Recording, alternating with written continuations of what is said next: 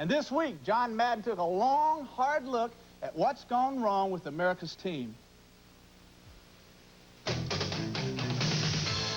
One of the NFL's most successful teams throughout the years has been the Dallas Cowboys. Remember the 1978 Super Bowl against the Denver Broncos?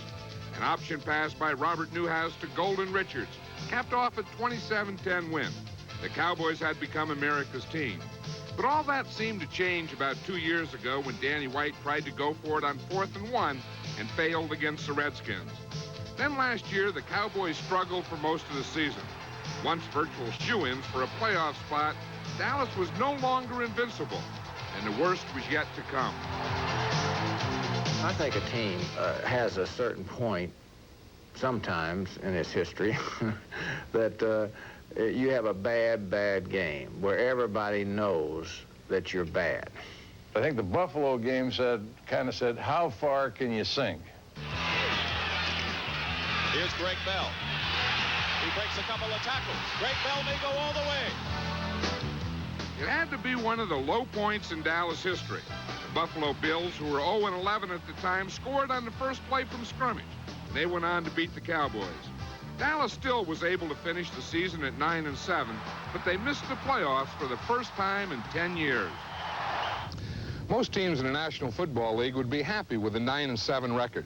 With the Dallas Cowboys, anything short of the Super Bowl is a disappointment. As they get ready for the 1985 season, they have some question marks. One of the question marks involves the quarterbacks. Unlike last year when Gary Hogeboom and Danny White battled throughout training camp to be #1, Landry named White as starter before training camp even opened. But Danny knows if he doesn't get the job done, Landry won't hesitate to make a change. I don't think it's ever a closed issue. I just don't think that you should ever, as a coach, close it. I think that if a player falters, there's always usually somebody standing there that can probably do a pretty good job. And that the guy who can perform, that can produce on the field, is the guy that ought to be out there. This week, Landry said White would start the season opener against Washington on September 9th.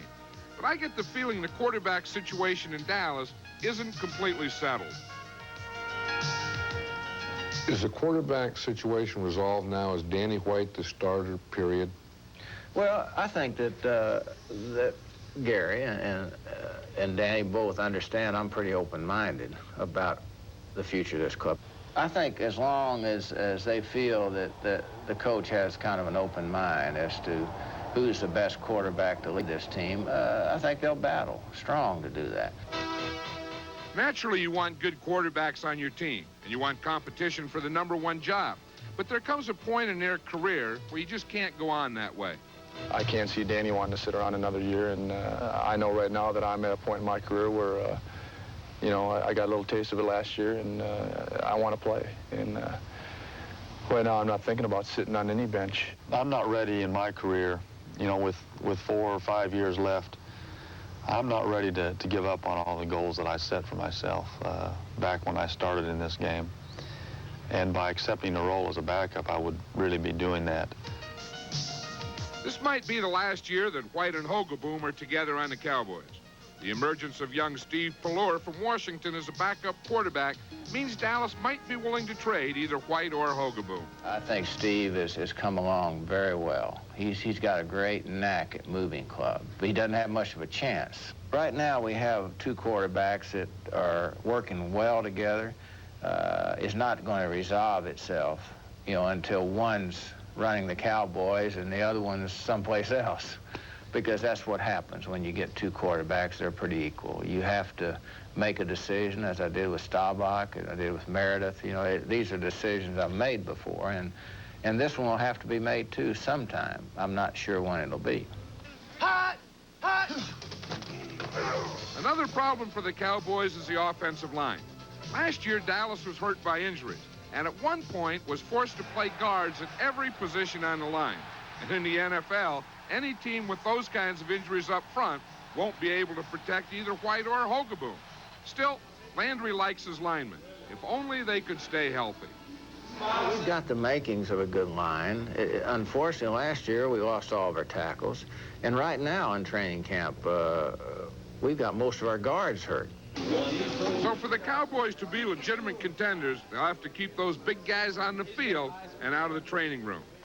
You know, it seemed like just a couple of years ago that the Cowboys had some of the best wide receivers in the league, guys like Drew Pearson and Butch Johnson. But today, only Tony Hill remains, and the Cowboys are still feeling the effects of Pearson's retirement.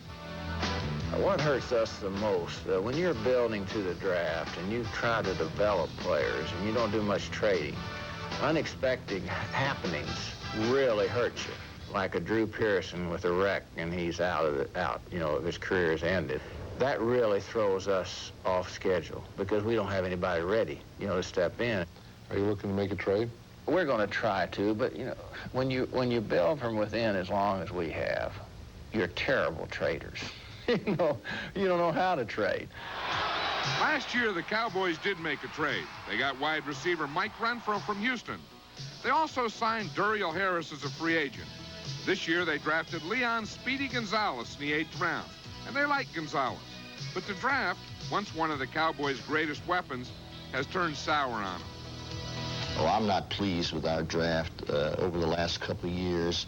I think that we made some choices that were not really good choices.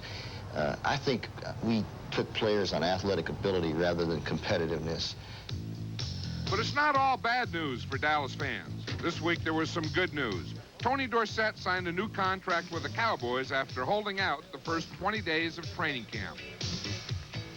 How do you feel coming back now with all the things that have been resolved? Do you feel it was worth it? I mean, well, it's really hard to say. I feel that I somewhat cheated myself somewhat, meaning that I was not here for a total training camp to get myself prepared to accept the 16-game challenge that lies ahead. But I didn't expect it to turn out the way it did, or I'm quite sure I would have thought about other means to resolve or try to restructure my contract. Dorsett's personal problems were dragged through the media. There were stories about his house being seized by the IRS. But his teammates rallied around him. Last week, they wore number 33 in their wristbands, and that meant a lot to Dorsett.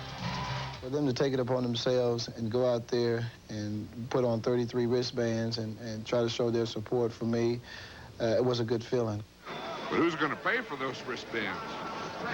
I think he has to pay for it because the money he's making right now, he deserves to pay for it. I can't afford it. They got you paying for it. We'll have to negotiate that, I guess. Dorsett's back. Now, if the Cowboys can find a receiver who can get deep, and if the offensive line can stay healthy and a quarterback emerges, Tom Landry's club will still be a good one, because you have to remember they're one of the best defensive teams in the league. I think the Cowboys are going to surprise everybody.